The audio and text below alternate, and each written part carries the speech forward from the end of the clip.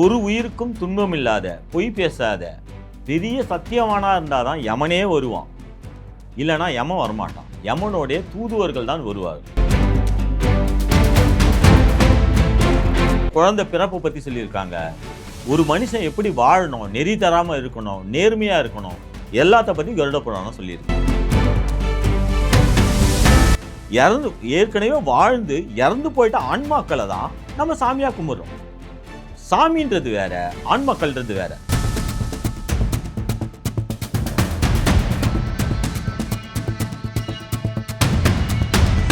வணக்கம். இன்றைய நமது சிறப்பு விருந்தினர் ஆன்மீக தேடல் கொண்டவர் பாலாஜி அவர்கள். வணக்கம் சார். வணக்கம். பொதுவாக நம்ம ஊர்லலாம் இறந்தவர்களுடைய உடலை ஒரே நாளில் எடுக்கிறது இல்லை, உடனே எடுக்கிறது இல்லை. என்ன காரணம்? எப்போவுமே இறந்து போன ஆன்மா அது உடனே அந்த அவங்களுடைய இருப்பிடத்துக்கு போயிடும். அங்கே போயிட்டு மறுபடியும் இங்கே வருது. இங்கே வந்து அந்த ஒரு நாள் அந்த தகனம் பண்ணும்போது அந்த ஆன்மா அந்த உடலை பார்த்துக்கிட்டு தான் இருக்கும்.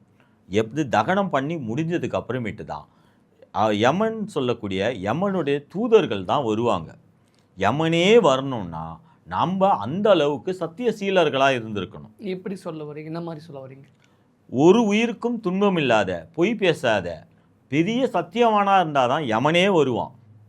இல்லைனா யமன் வரமாட்டான். யமனுடைய தூதுவர்கள் தான் வருவார்கள். அவங்க கையில் 2 ஆயுதங்கள் இருக்கும். பாசம், அங்குசம்னு 2 ஆயுதம் இருக்கும். அதால் அடித்து இழுத்துட்டு போவாங்க. என்னென்ன பாவம் பண்ணியோ அது எல்லாத்தையும் சொல்லி அடித்து இழுத்துட்டு போவாங்க. இது 1 வருட காலம் நடக்கும். 1 வருடம்? அந்த யமலோகம் போய் சேர்ற வரைக்கும் உன்னை அடிச்சுட்டு இருப்பாங்க. அந்த யமலோகம் போய் சேர்றதுக்கு 1 வருஷம் ஆகும். 1 வருஷம் எதை வச்சு சொல்றீங்க? யமனலோகம் போய் சேருவதற்கு 1 வருஷம் ஆகும்னு எதை வச்சு சொல்றீங்க? இப்போ இறந்த உடனே அந்த யமனுடைய 2 தூதர்கள் வந்து அடிச்சு கூட்டிட்டு போவாங்க. அடிச்சு தான் கூட்டுவாங்க. நீ எவ்வளோ பாவம் பண்ணியிருக்கியோ, என்னென்ன பண்ணியோ அவங்க எல்லாத்தையும் சொல்லி அடிப்பாங்க. நீங்க சொல்றது எல்லாமே கருட புராணத்துல இருக்கா அல்லது எதை வச்சு சொல்றீங்க? இது எல்லாமே கருட புராணத்தில் இருக்கு. கருட புராணன்றது வந்து நரகத்தை பற்றி சொல்லக்கூடிய புத்தகம் மட்டும் கிடையாது. அடுத்த பிறவியில் நீ உயர்ந்த பிறவியாக என்ன பிறவியை அடையணுமோ அதுக்குண்டான சொல்லக்கூடிய புத்தகம் தான் கருட புராணம். கருட புராணத்தில் செக்ஸை பற்றியும் சொல்லியிருக்காங்க. கருட புராணத்தில் அடுத்த இதை பற்றியும் சொல்லியிருக்காங்க. எல்லாத்த பற்றியும் சொல்கிறது தான் கருட புராணம் சொல்லியிருக்காங்க. கருட புராணத்தில் நிறைய விஷயங்கள், குழந்தை பிறப்பு பற்றி சொல்லியிருக்காங்க. ஒரு மனுஷன் எப்படி வாழணும், நெறி தராமல் இருக்கணும், நேர்மையாக இருக்கணும், எல்லாத்த பற்றி கருட புராணம் சொல்லியிருக்கு. ஒருவேளை அது அனுமானத்தின் அடிப்படையில் எழுதப்பட்ட புத்தகமா இருக்கலாம். யமலோகத்துல என்ன நடக்குது நமக்கு தெரியாது. இறந்ததுக்கு அப்புறம் என்ன நடக்குதுன்னு மனிதர்களுக்கு தெரியாது. குழந்தை பிறக்கிறது எப்படி பிறக்கும்னு சொல்லிட்டு அனுமானத்தின் அது அறிவியல் தானே. இதுல சொன்னது அறிவியல். அறிவியல் வேறு, ஆன்மீகம் வேறு இல்லையே. அறிவியல் பாதி, ஆன்மீகம் பாதி, அப்படி வச்சுக்கலாமா? ஒரு குழந்தை பிறக்கிறது 10 மாசத்துலயே பிறக்கலாம், இல்ல 8 மாசத்துலயே பிறக்கலாம் அப்படின்னு அறிவியல் சொல்லுது. ஆன்மீகம் அதே தான் சொல்லுது. குறப்பிரசவத்தில் பிறந்தா 8 மாசம், அது ஏன் 7 மாசம் 6 மாசம்னு சொல்லவே இல்லை. இல்லை 11 மாதம் 12 மாதம் சொல்ல, அதுவே 10 மாதம் தானே சொல்லியிருக்கு. ரெண்டும் ஒத்து போகுது. இல்லை இறந்ததுக்கு அப்புறம் நடக்கக்கூடிய விஷயங்கள் நம்ம யாருக்குமே தெரியாது. தெரிஞ்சிருந்தால் நம்ம உயிரோடவே இருந்திருக்க மாட்டோம்ல. அப்போ கருட புராணம் அப்படிங்கிறது ஒரு அனுமானத்தின் அடிப்படையிலோ அல்லது கற்பனையான விஷயங்களாக கூட இருக்கலாம் அல்லவா? ஏன்னா இறந்ததுக்கு அப்புறம் யமனே வரணும்னா நம்ம சத்தியசீலனா வாழ்ந்துருக்கணும்னு சொல்கிறீங்க. அந்த உடல் இறந்த உடனேயே அந்த மேலோகம் போயிட்டு திருப்பி இங்கே வந்துடும். அதுக்கப்புறம் இங்கேருந்து மேலோகம் போவதற்கு 1 வருஷம் ஆகும்னு சொல்கிறீங்க. இப்போ 2 யம தூதர்கள் வருவாங்க. நிறைய பேர் வந்து இறந்து போயிட்டு மறுபடியும் பிழைச்சிருக்காங்க. இது ஒரு மெடிக்கல் மிராக்கல் அப்படின்னு சொல்லுவாங்க. நிறைய உலகம் இப்போ ரொம்ப சுருங்கி போயிடுச்சு. நிறைய பேர் இறந்து போயிட்டு உயிர் தெழுந்திருக்காங்க. அவங்க சொன்ன ஸ்டேட்மெண்ட் பார்த்துருக்கீங்களா? அவங்க சொன்ன இது பார்த்துருக்கீங்களா? எல்லாம் சொன்னதும் ஒரே மாதிரியா இருக்கு. என்ன சொல்கிறாங்க? இப்போது ஃபாரினில் செத்தவனும் மறுபடியும் உயிர் தெழுந்தவனும் ஒரே மாதிரி சொல்கிறான். இங்கே செத்து உயிர் தெழுந்தவனும் ஒரே மாதிரி சொல்கிறான். ஏன் ஒரு 2 பேர் சொல்கிறாங்கன்னு இறந்து போயிட்ட பிறகு 2 பேர் வந்தாங்க, என்னை கூட்டு போனாங்க அப்படின்னு சொல்கிறான். ஏன் அவங்க சொன்ன ஸ்டேட்மெண்ட்டு இவங்க சொன்ன ஸ்டேட்மெண்ட்டும் ஒரே மாதிரி இருக்கணும்? ஏன் அவங்க பேசி வச்சுட்டு சொன்னாங்களா? 2 பேர் அனுபவம் ஒரே மாதிரி தானே இருக்குது. இவனுக்கு ஒரு யமனும், கிறிஸ்டினுக்கு ஒரு யமனும், முஸ்லீமுக்கு ஒரு யமனா வருவான். எல்லாருக்கும் ஒரே யமன் தான். இல்லை இவனுக்கு வேறு காமனும் இவனுக்கு வேறு காமன்றது எல்லாம் ஒரே காமன் தான்.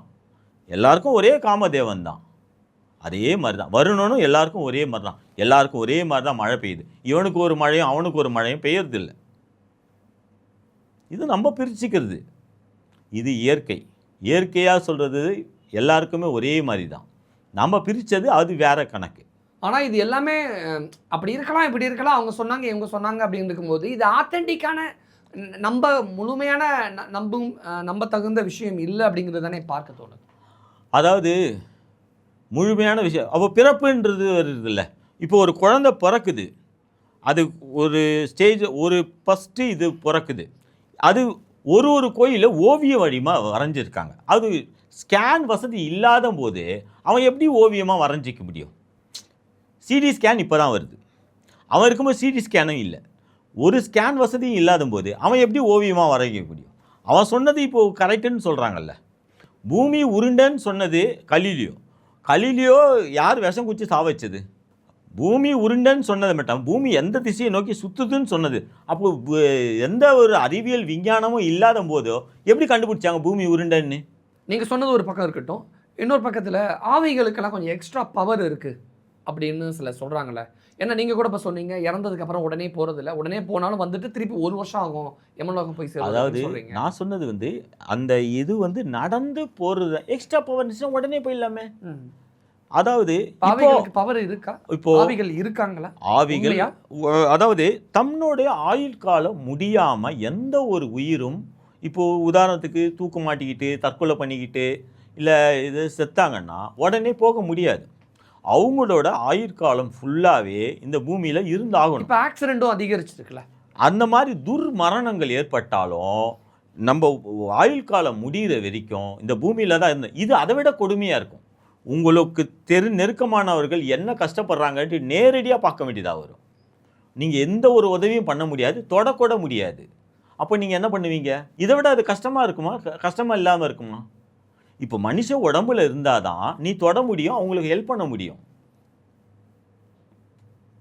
வெறும் காத்து மாதிரி இருந்தா அதை பார்க்க தான் முடியும், நல்லது செய்ய முடியும்ல. கஷ்டப்படுற அதாவது எந்த ஒரு உதவியும் பண்ண முடியாது, ஒரு பொருளையும் எடுக்க முடியாது.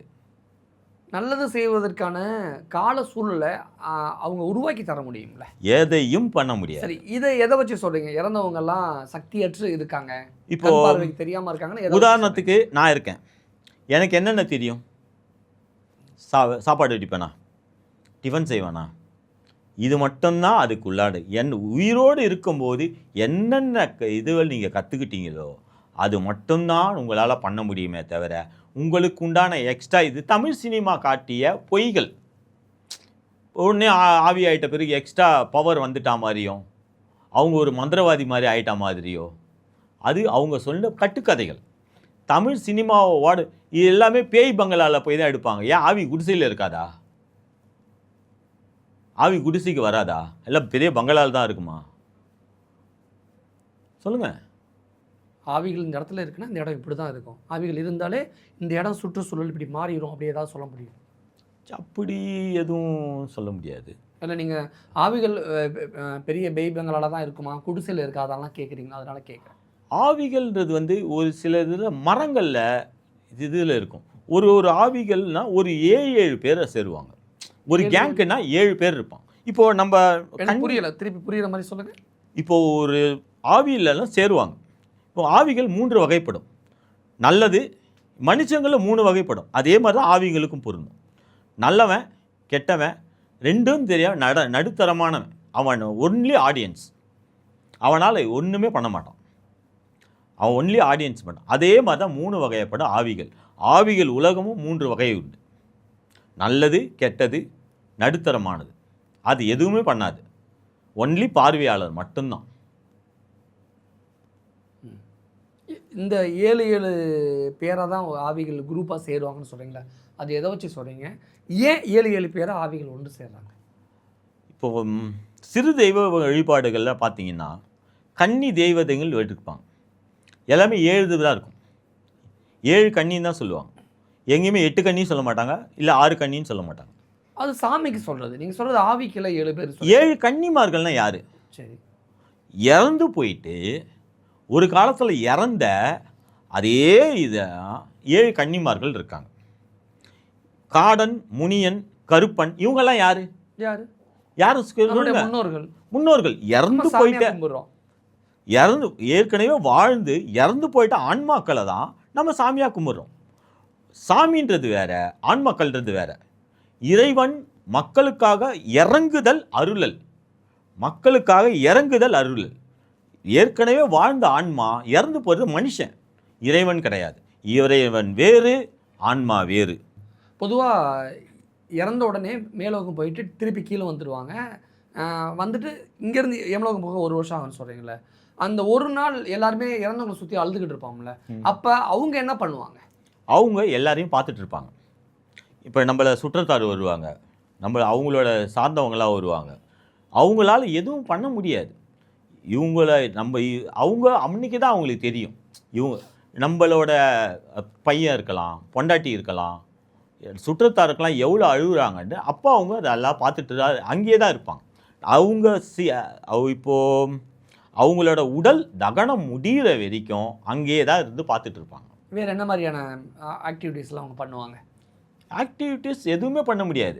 ஆவிகளுக்கு உண்டான எக்ஸ்ட்ரா பவர் ஒன்றுமே இல்லை. ஒரு இது கூட அவங்களால எடுக்க முடியாது. ஒருத்தரையும் ஊடுருவ முடியாது, எதுவும் பண்ண முடியாது. இது சினிமாக்காரர்கள் செய்த தவறு. நல்லதோ கெட்டதோ ரெண்டில் ஏதாவது ஒன்று செய்ய முடியுமா? எதுவுமே பண்ண முடியாது. ஏன் நல்லதும் பண்ண முடியாது, ஏன் கெட்டதும் பண்ண முடியாது? அப்போ ரெண்டில் ஏதாவது ஒன்று கூடவா செய்ய முடியாது? அல்லது நல்லதோ கெட்டதோ செய்வதற்கான சூழலை உருவாக்கி தர முடியுமா? எதையும் பண்ண முடியாது. இப்போது நல்லது பண்ணதும் கெட்டது பண்ண ஒரு பொருளை எடுக்கணும், ஒரு பொருளையும் எடுக்க முடியாது, ஒரு அணுவையும் அசைக்க முடியாது. எப்படி பண்ண முடியும்? ஆனால் சில இடத்துல சொல்கிறாங்களா, இந்த இடத்துல ஆவி இருக்குது, இந்த இடத்துல தீய சக்தி இருக்குது, இந்த வீட்டில் இருக்காதீங்க, வீட்டை விட்டு போயிருங்க, இந்த இடத்துல இந்த பூஜைலாம் பண்ணுங்கலாம் சொல்கிறாங்களே. அப்போ அந்த இடத்துல அந்த ஆவி ஏதோ ஒன்று செய்யுதுல்ல, செய்கிறதுனால தானே இந்த இடத்துல ஆவி இருக்குது, தீய சக்தி இருக்குது, வெளில போங்கன்னு சொல்கிறாங்க, வீட்டை மாற்றுங்கன்னு சொல்கிறாங்க. அப்போ அந்த இடத்துல ஏதோ ஒன்று இருக்க போய் தானே சொல்கிறாங்க அப்படிலாம். அதாவது இப்போது ஒரு இடத்துல நெகட்டிவ் பாயிண்ட்ஸ் இருந்துச்சுன்னா அதுக்கு சில பரிகாரங்கள் சொல்லுவாங்க. ஆனால் ஆவிகளால் எந்த பாதிப்பும் இல்லை. அவர்கள் ஒரு ஜடப்பொருளை தொடவும் முடியாது, மனுஷனுக்குள்ளே ஊடுருவவும் முடியாது. ஒரு ஆன்மா உள்ளே இருக்கும்போது இன்னொரு ஆன்மா புக முடியாது. இப்போ உங்களுக்குள்ளே ஒரு ஆன்மா இருக்குது, ஏற்கனவே இருக்க வீட்டில் இன்னொருத்த குடியிருக்க முடியுமா? உடம்புன்றது ஒரு சட்டை, அது ஏற்கனவே ஒருத்தன் குடியிருக்கான், அது உள்ள இன்னொருத்தன் குடியிருக்க முடியுமா? முடியாது. பொதுவாக இப்போ நம்ம மனிதர்கள் எல்லாருமே பகலில் எல்லா வேலைக்கு போகிறோம், எல்லா வேலையும் பார்க்குறோம், பகலில் நம்ம நடமாடுறோம், நைட்டில் நம்ம ஓய்வு எடுக்கிறோம், தூங்குகிறோம். ஆவிகளுக்குன்னு ஒரு உலகம் இருக்கா? இப்போ நீங்கள் கேட்டீங்க, இயல்பாக ஒருத்தன் கட்டிலில் படுத்துட்ருக்கான். என்னைக்காவது ஒரு நாள் கட்டிலேருந்து தவறி கீழே விழுந்திருக்கீங்களா? வலிக்காது. ஏன்? உங்களுடைய ஆன்மா உங்களோட உடம்புல விட்டு நீங்கள் கிணவு காண்றீங்க, பக்கத்துலேயே பார்க்குற மாதிரி இருக்கும், தொடுற மாதிரி இருக்கும், ஆன்மா வெளியில் போய் உலாவுது. இதை ஒத்துக்கிறீங்க? இது உண்மையா நீங்கள் சொல்கிறது? கண்டிப்பாக உண்மை. ஆன்மா வெளியில் போய் உலாவுதா? உங்களுடைய உள்ளே இருக்க இது இப்போ தூக்கத்தில் இருக்கும்போது புரண்டு படுக்கிறீங்க, கட்டிலேருந்தே கீழே விழுறீங்க, அப்போ வலிக்கணுமா இல்லையா? ஏன் வலிக்கல? சரீரத்தோட ஆன்மா இருந்தால் தானே வலிக்கும், அந்த சரீரம் வலி தெரியும். சரி, நம்ம தூக்கத்தில் அப்படிங்க ஒரு முக்கியமான விஷயம் சொல்லியிருக்கேன். நம்ம தூங்கிக்கிட்டு இருக்கோம், நம்மளையே நம்ம பார்க்குறோம், நம்மளை யாரும் துரத்துக்கிட்டே ஓடுறாங்க, நம்மளை ஏதோ ஒன்று கடிக்குது, ஏதோ ஒன்று துரத்துது, வாட்டவர் யாரோ நம்மளை துரத்துறாங்க, இப்படிலாம் நம்ம கனவு காண்றோம்ல. அப்போ ஆன்மா நம்ம கூட இல்லையா, நம்ம உடம்புல இல்லையா? இப்போது நீங்கள் அப்படியே நீங்கள் ஏஞ்சி திரும்பி பார்க்கும்போது ஒரு ஸ்பீடில் அந்த ஆன்மா உள்ளே புகும், அந்த உணர தான் முடியுமே தவிர உங்களால் எதுவும் பண்ண முடியாது. சில விஷயங்கள் தூக்கத்துக்கு அப்புறம் நம்ம ஆன்மா உடம்புல இல்லைங்கிறீங்க, அது வெளியில் போய் உலாவுதுங்கிறீங்க, அப்போ தான் நமக்கு இந்த மாதிரியான தோணுதுன்னு சொல்கிறீங்க. அப்போ திருப்பி ஆன்மா உள்ளுக்குள்ளே வந்துருச்சு அப்படிங்கிறீங்க. அப்படின்னா அந்த ஆன்மா உடம்புல இல்லாத பொழுது நடந்த விஷயங்கள் நமக்கு ஞாபகத்தில் இருக்கக்கூடாதுல்ல. அப்போ சில விஷயங்கள் ஞாபகத்தில் இருக்குது, சில விஷயங்கள் ஞாபகத்தில் இல்லைல்ல. அப்போ இதை எப்படி புரிஞ்சுக்கணும்? ஒருத்தருக்கு ஃபுல்லாக ஞாபகத்தில் இருக்கும், ஒருத்தருக்கு ஞாபகம் இருக்காது, ஒருத்தருக்கு மெமரி பவர் அதிகமாக இருக்கும், ஒருத்தருக்கு மெமரியே இருக்காது. அதுக்கும் குழப்பமாகவே இருக்கும்ல. பொதுவாக கனவு வந்துச்சுன்னா, கனவுன்றது வேற இல்லை, கனவுனாலே நான் இதை இப்படியே சொல்கிறேன், நம்மளை யாரும் துரத்துறாங்க, நம்ம ஏதோ ஒன்று ஓடிக்கிட்டே இருக்கோம் எங்கேயோ, ஆனால் காலைல தூங்கி எழுந்திரிச்சு பார்க்கும் பொழுது இப்படி ஒரு விஷயம் வந்துச்சு, நம்மளை ஏதோ ஒன்று பண்ணுச்சு, பாதி ஞாபகம் இருக்குது பாதி ஞாபகம் இல்லைன்னு ஒரு குழப்பம் இருக்கும்ல. அது இப்போ ஒரு இடத்துக்கு போகிறீங்க, தொடர ஃபீலிங் இருக்கும், நீங்கள் தொடாமலே எப்படி தொடர ஃபீலிங் வரும்? உங்களுக்கு இது மாதிரி ஆன்மா கூட ஆவிகள் கூட இல்லை, நீங்கள் அனுபவங்கள் ஒரு இருக்கா? இடத்துக்கு போகிறீங்க, ஒருத்தர் தொடுறீங்க, தொடாமலே எப்படி தொட்ட ஃபீலிங் வரும்? எப்படி? சொல்லுங்கள். தொட்டால் தானே தொட்ட ஃபீலிங் வரும். ஒரு இடத்துல போய் பார்க்குறீங்க, அந்த இடத்துக்கு போகாமலே பார்த்த ஃபீலிங் எப்படி வரும்? உங்களுடைய ஆன்மா அது உணருது. உங்களை மீறின இது வந்து அதில் பிரமையா கூட இருக்கலாம்ல. இது பிரமை இல்லை, இது வந்து அறிவியலால் எல்லாத்தையும் ப்ரூவ் பண்ண முடியாது. இல்லை, நீங்கள் ஒரு தீவிரமான ஆன்மீக தேடல் கொண்டவர். நீங்கள் எவ்வளோ தூரம் ஆன்மாக்கள் பற்றியும் ஆவிகள் பற்றி பேசுகிறீங்க அப்படின்னா உங்களுக்கு சரிங்க ஜி, சுய அனுபவம் உங்களுக்கு வந்து எல்லாத்தையும் வந்து ப்ரூவ் பண்ணணும்னா உடலில் உயிர் எங்கே இருக்குது? இது அறிவியலால் ப்ரூவ் பண்ண முடியும் தெரியாது. அப்போ ப்ரூவ் பண்ண முடியாது இல்லை, அப்போ உயிர் இல்லைன்னு அர்த்தமா? சொல்லுங்கள். எவ்வளோ கண்டுபிடிப்பெல்லாம் வந்துச்சு. உயிர் உடம்புக்குள்ள உயிர் எங்கே இருக்கு? ஆவிகள் கூட உங்களுக்கு அனுபவம் ஏதாவது ஏற்பட்டிருக்கா? சம்பவங்கள் ஏதாவது சொல்ல முடியுமா? ஆவிகள் அவ்வளோ சீக்கிரமாக மனுஷனுள்ள தொடர்பு வச்சுக்காது. நீங்கள் உணர்ந்துருக்கீங்களா? எல்லாருக்கும் அந்த இது கிடைக்காது. நீங்கள் பார்த்துருக்கீங்களா? பார்க்கவும் முடியாது ஆவிகளை. உணர முடியுமா? உணரவும் முடியாது. அப்புறம் ஆவிகளை பார்க்கவும் தானே. பார்க்கவும் முடியாது, உணரவே முடியாதுன்னா அப்போ ஆவிகள் அப்படின்னு ஒன்று இல்லவே நம்ம கண்ணுக்கு அது தெரியாது. ஆவிகள் வந்து நம்ம கண்ணுக்கு தெரியாது. சொன்னதுனாலே ஆனா நீங்க ஒண்ணு பண்ணீங்க, இப்போ நம்மளுடைய கண்ணுக்கு அது ஆவிகள் தெரியாது. சில கேமரா, இப்போ ஒரு லேட்டஸ்ட் கேமரா, அதுக்குன்னு தனி கேமராக்கள் இருக்கு. இப்போ கார்ல போறாங்க நைட்ல, சில கார்ல வந்து அது கவரேஜ் ஆகுது. சில கட்டுக்கதைகள்லாம் இருக்கு. ஆனா சில கேமராக்கள்ல அது கவர் அப் ஆகுது. அப்போ அது உண்மையா பொய்ன்னு சொல்லுவீங்களா? கார்ல ஃப்ரண்ட் கேமரா இருக்கு, பேக் கேமரா இருக்கு. சில கேமரால அது கவரேஜ் ஆகுது. நம்ம சாதாரண கண்ணுக்கும் கேமரா லென்ஸுக்கும் உள்ளான பவர் வேற இருக்கு. ஆனால் இது வரைக்கும் நீங்கள் உணர்ந்தது இல்லை ஆன்மீகம். உணர்ந்தவங்க சொல்லியிருக்காங்களா? எல்லாருக்கும் இப்போது இதில் வந்து பார்த்து சொல்லப்போனால் ராசி ஜாதகம் இது உள்ளே வர வேண்டியதாக இருக்கும். எல்லாருக்கும் ஒரே மாதிரி இருக்காது, எல்லாருக்கும் ஒரே பிளட் குரூப்பும் இருக்காது. அவர்களுடைய இதுக்கு தகுந்த மாதிரி தான் அவங்களுக்கு மாறும். சில ஜாதகக்காரர்கள் கண்ணுக்கு தெரியும், சில ஜாதகக்காரனுக்கு தெரியாது. அவங்களுக்கு என்ன பிராப்தமோ அது கிடைக்கும். நிறைவா ஆவிகள் ஆன்மாக்கள் பற்றி என்ன சொல்ல விரும்புகிறீங்க? ஆவிகள் ஆன்மாக்கள் எல்லாமே இருக்கு, ஆனால் எல்லார் கண்ணுக்கும் தெரியாது. ஆவிகளுக்கு எக்ஸ்ட்ரா பவர் எல்லாம் ஒன்றுமே கிடையாது. இதை சொல்லி சினிமாக்காரர்கள் ஏமாத்துறாங்க. இப்போ சொன்னீங்க இறந்தவர்கள் உடனே மேலே போகிறதுல 1 வருஷம் ஆகலாம் சொன்னீங்களே, இறந்ததுக்கு அப்புறம் மீண்டும் எப்போ இந்த பூமியில் அவங்க ஜனனம் எடுப்பார்கள்? அவங்கள செஞ்ச நன்மை தீமை அதுக்கு தகுந்த மாதிரி தண்டனைகள் வழங்கப்படும். அந்த தண்டனை எல்லாம் முடிஞ்சதுக்கு அப்புறமேட்டு தான் மீண்டும் ஜனிப்பார்கள். இப்போது பிறவி என்பது ஓரறிவிலிருந்து 6 அறிவு தான் மனுஷன். ஓரறிவுன்றது என்ன? செடி கொடி. இதுலேருந்து ஆரம்பித்து 6 அறிவு மனுஷன். இது எல்லாம் பிறந்து தான் மனுஷனாக வரதான். எல்லா பிறப்பும் பிறந்து இளைத்தேன்னு சொல்லுவாங்க. நம்மளுக்கு பிறவி இருக்கா இல்லை பிறவி அறுந்துச்சா அது தெரியாது. அது அவங்க தண்டனை காலம் முடிஞ்சு தான் வரும். 7 ஜென்மம் சொல்லுவாங்க, அந்த மாதிரியா? 7 ஜென்மம் சொல்ல மாட்டாங்க, 7 ஜென்மம் சொல்லுவாங்க. 7ன்றது ரீசைக்கிளிங், திருப்பி திருப்பி திருப்பி திருப்பி வர்றது தான் அது. அப்போ ஒரு மனிதனாக பிறந்தால் மீண்டும் மீண்டும் பிறந்து கொண்டே இருப்பாங்க. பிரணவம் எப்போ அது வரைக்கும் நம்ம பிறந்து தான் ஆகணும். ஆனால் இப்போ பிறந்து இப்போ இறந்துட்டோம்னா திருப்பி எப்போ பிறப்போம் நமக்கு தெரியாது. அப்படியா? தெரியாது. எப்போ வேணாலும் பிறக்கலாமா? எப்போ? உடனே பிறக்கலாம். இப்போ ஒருத்தன் ஜெயிலுக்கு போகிறான், ஜெயிலில் தண்டனை கொடுப்பாங்க. அவன் நல்ல நடத்தி பரோலில் வெளியே விடலாம், இல்லை காந்தி ஜெயந்திக்கு வெளியே விடலாம். இப்போதைக்கு நடைமுறையில் அவன் வேறு ஏதாவது தலைவர்கள் வெளியே விடலாம். மாதிரி தான், அந்த மாதிரி தான். ஓகே. ஆனால் மறுஜென்மம்னு ஒன்று இருக்குது. கண்டிப்பாக இருக்குது. இந்த கொடூரமான மரணங்கள்லாம் ஏற்படுதில்ல, கொடூரமான சாகுறாங்க, அவங்களுக்கு அதுதான் கடைசி ஜென்மமா? இல்லை, ரொம்ப கஷ்டப்பட்டு எல்லாருக்குமே சரிங்க, அதுதான் அவங்களுக்கு கடைசி. எல்லாருக்குமே யாருக்குமே மறுஜென்மம் கிடையாதுன்னு இல்லை.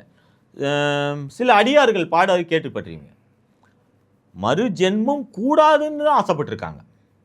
யாரு? ரொம்ப கஷ்டப்பட்டு வாழ்வாங்கல்ல, ரொம்ப நொந்து போய் ஒரு வாழ்க்கை வாழ்வாங்களா, அவங்களுக்கு ஒன்றுமே நல்லது நடக்காது. ஆனால் அவங்க பார்த்தா அப்புறாணியாக இருப்பாங்க, சூதுவாது தெரியாதவங்களா இருப்பாங்க. ஆனால் அப்படி ஒரு கஷ்டத்தோட வாழ்ந்து அப்படி ஒரு கஷ்டத்தில் செத்துருவாங்க. அவங்களுக்கு அதுதான் கடைசி வாழ்க்கையா, கடைசி மனித பிறவியா? நீங்கள் உங்கள் வாழ்க்கை உங்கள் கையிலன்னு சொல்லுவாங்க. இன்னைக்கு நீங்கள் என்ன பண்ணுறீங்களோ உங்களோட என்ன பண்ணிருக்கீங்களோ இது அடுத்த இதில் யூஸ் ஆகும். இன்னைக்கு நீங்கள் பேங்க்கில் எவ்வளோ போடுறீங்களோ உங்களுக்கு நாளைக்கு யூஸ் ஆகும். அதே மாதிரி தான் இன்னைக்கு நல்லது பண்ணீங்கன்னா அடுத்த ஜென்மத்தில் நல்லவனாக வர போகிறீங்க. இதில் கெட்டது பண்ணீங்கன்னா அடுத்த இதில் அப்படியே ரொம்ப கொடூரமான சாவு, கோர சாவு, ரொம்ப கஷ்டமான வாழ்க்கையில ஏன் அமையுதப்ப? அவன் விதிப்படி அவனுக்கு நடக்கும். கர்மாவினை தான். கர்மா தான். ஊழ்வினை ஆனா உருத்தொண்டு இந்த ஊட்டும். ஜென்மத்துல நம்ம நல்லவனா இருக்கிறோம். எப்பயோ ஏதோ பண்ணதுக்கு இந்த ஜென்மத்துல நம்ம தண்டிக்கப்படுறது கர்மான்னு சொல்லிட்டு போனா அப்ப கடவுளே தப்பு பண்றாருன்னு தான் பார்க்கணும். ஒரு கிளாஸில் எக்ஸாம் நடக்குது, எல்லாருக்கும் 75 மார்க் போட முடியுமா? சொல்லுங்க. எல்லாருக்கும் ஒரே மாதிரி கிளாஸ் டீச்சர் வந்து இப்ப தப்பு பண்ணா நான் கேட்டதுக்கு இப்பவே பதில் சொல்லுங்க. தண்டனை கொடுக்கணும்ல. இல்லைங்க, ஒரு கிளாஸில் எக்ஸாம் நடக்குது, எல்லாருக்கும் சமமாக பார்க்கணும்னு சொல்லிட்டு எல்லாருக்கும் 75 மார்க் போட்டு பாஸ் பண்ண முடியுமா? அவனுக்கு கொஸ்டினில் என்ன ஆன்சர் எழுதியிருக்கானோ அதுக்கு தகுந்த மாதிரி தானே மார்க் போட முடியும். அதே மாதிரி தான் அவன் விதிப்படி அவனுக்கு நடக்கும். உங்களுடைய ஆன்மீக தேடல்ல உங்களுக்கு தெரிஞ்ச சில விஷயங்களை முன் வச்சிருக்கீங்க. இது எவ்வளவு தூரம் மக்கள் ஏத்துக்கிறாங்க ஏத்துக்கல அப்படிங்கிறத அவங்க கீழே கமெண்ட்ஸ்ல சொல்லக்கூடிய கருத்துக்களை வச்சு நம்ம முடிவுக்கு வரலாம். உங்களுடைய ஆன்மீக தேடலை நம்ம அடுத்த கட்டத்தில் நம்ம வேறொரு தலைப்பில் நம்ம நேர்காணல் எடுக்கலாம். நிறைய விஷயங்கள் ஷேர் பண்ணிக்கிட்டீங்க. மிக்க நன்றி. நன்றி. நமச்சிவாய்.